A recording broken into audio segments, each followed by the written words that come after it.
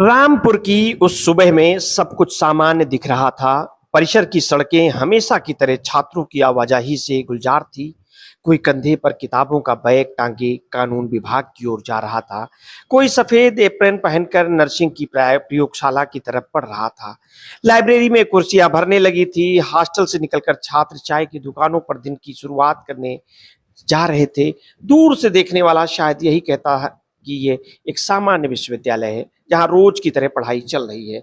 लेकिन अगर कोई थोड़ा ठहर कर छात्रों के चेहरे को पढ़ता तो उसे महसूस होता कि इस परिसर की हवा बदल चुकी है। यहाँ किताबों से ज्यादा चर्चा एक आदेश की है। हर समूह में एक सवाल था, अगर विश्वविद्यालय ही नहीं रहेगा तो हमारा क्या होगा।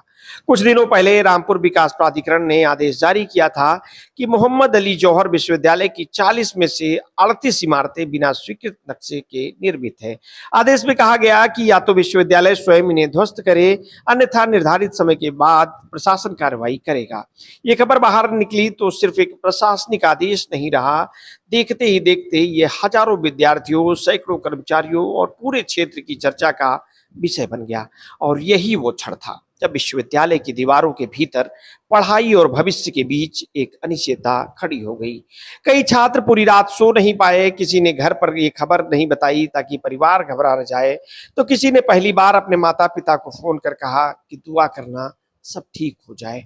उत्तराखंड के पिथौरागढ़ से आई कानून की छात्रा इकरा ने बीबीसी से बातचीत करते हुए कहा कि उन्होंने बड़ी मुश्किल से अपने परिवार को मनाया था कि उन्हें कानून की पढ़ाई करने दी जाए।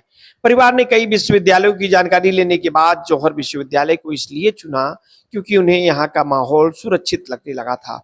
इकरा कहती हैं कि अब उन्हें सबसे बड़ा डर इमारतों का नहीं बल्कि अपनी अधूरी पढ़ाई का है। उन्हें लगता है कि यदि विश्वविद्यालय बंद हुआ तो शायद घर वाले उन्हें वापस बुला लेंगे, पढ़ाई रुक जाएगी और जीवन की दिशा ही बदल जाएगी। ऐसी कहानियां केवल एक इकरा तक सीमित नहीं थी। फरादिशा, लाइबा और सैकड़ों छात्राओं की आंखों में भी वही डर था। जिन परिवारों ने कठिन सामाजिक परिस्थितियों के बावजूद बेटियों को उच्च शिक्षा के लिए भेजा था, वे अब फिर से असमंजस में थे। छात्राएं आपस में यही चर्चा कर रही थी कि यदि यह संस्थान बंद हो गया तो क्या उन्हें कहीं और दाखिला मिलेगा, क्या उनके परिवार उन्हें दूसरे शहर भेजेंगे या फिर उनकी शिक्षा यही समाप्त हो जाएगी। इसी चिंता ने विश्वविद्यालय परिसर को आंदोलन का रूप देना शुरू कर दिया। छात्रों ने शांतिपूर्ण धरना शुरू किया। उनके हाथों में किताबें थी, तलखियां भी थी। वे किसी राजनीतिक नारे से ज्यादा अपने भविष्य की बात कर रहे थे। उनका कहना था कि केवल भावनाओं का मामला नहीं, ये उन सपनों का सवाल है जो इन कक्षाओं में पल रहे हैं। विश्वविद्यालय प्रशासन के अनुसार लगभग 3000 विद्यार्थी यहाँ अध्ययन कर रहे हैं। करीब 100 शिक्षक और लगभग इतने ही गैर शिक्षण कर्मचारी यहाँ कार्यरत हैं। यानी ये केवल एक शिक्षण संस्थान नहीं बल्कि हजारों परिवारों की आजीविका और भविष्य से जुड़ा एक बड़ा तंत्र है।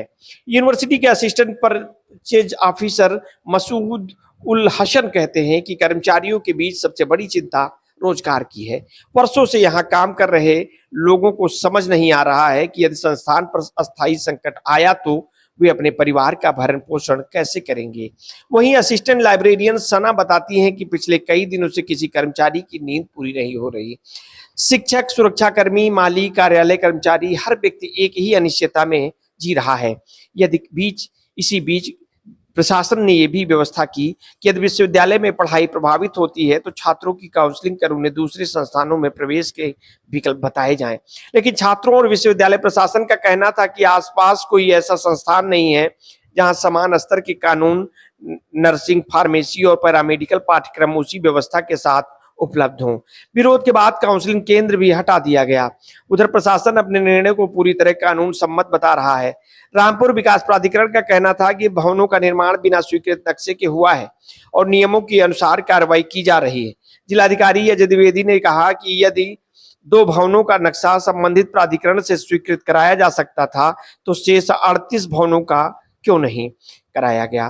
प्रशासन के अनुसार कानून सभी के लिए समान है और उसका पालन हर संस्था को करना होगा। दूसरी तरफ विश्वविद्यालय प्रशासन ने पूरी तरह अलग तस्वीर रखी। कुलपति प्रोफेसर जहीरुद्दीन का कहना था कि ये विश्वविद्यालय किसी निजी परिसर की तरह नहीं बना, बल्कि राज्य सरकार के अधिनियम के तहत स्थापित हुआ है। यूजीसी से मान्यता प्राप्त की और बाद में अल्पसंख्यक विश्वविद्यालय का दर्जा भी मिला। उनका कहना था कि यहाँ कानून, फार्मेसी, नर्सिंग और पैरामेडिकल जैसे पाठ्यक्रम संचालित हैं, जिनकी मान्यता देने से पहले संबंधित नियामक संस्थाएं परिसर का निरीक्षण करती हैं। यदि भवन, प्रयोगशालाओं और बुनियादी सुविधाएं मानकों के अनुरूप न होती तो मान्यता मिलना संभव ही नहीं था। ऐसे में वर्षों से संचालित शैक्षणिक परिसर को अचानक अवैध बताकर ध्वस्त करने का आदेश विश्वविद्यालय प्रशासन की समझ से परे है। इसी कानून टकराव के बीच विश्वविद्यालय प्रशासन ने रामपुर विकास प्राधिकरण के आदेश को चुनौती देते हुए वैधानिक अपील दायर की। मामला मुरादाबाद मंडलायुक्त और रामपुर विकास प्राधिकरण के अध्यक्ष अंजनी कुमार सिंह के समक्ष पहुंचा। सुनवाई के बाद उन्होंने ध्वस्तीकरण की कार्रवाई पर अंतरिम रोक लगा दी और ये निर्णय अंतिम नहीं था, लेकिन इतना पर्याप्त था कि फिलहाल बुलडोजर रुक गया है और विश्वविद्यालय परिसर में एक गहरी सांस ली जा सकी है। राहत मिली, लेकिन चिंता खत्म नहीं हुई। छात्रों को मालूम था कि ये केवल एक पड़ाव है, मंजिल नहीं है। अंतिम फैसला भी आना बाकी है, इसलिए धरना भी जारी रहा, प्रार्थनाएं भी जारी रही और इंतजार भी। परिसर में अब हर दिन पहले से अलग था। कक्षाएं चल रही थी, लेकिन हर व्याख्यान के बीच भविष्य का एक मौन प्रश्न भी उपस्थित था।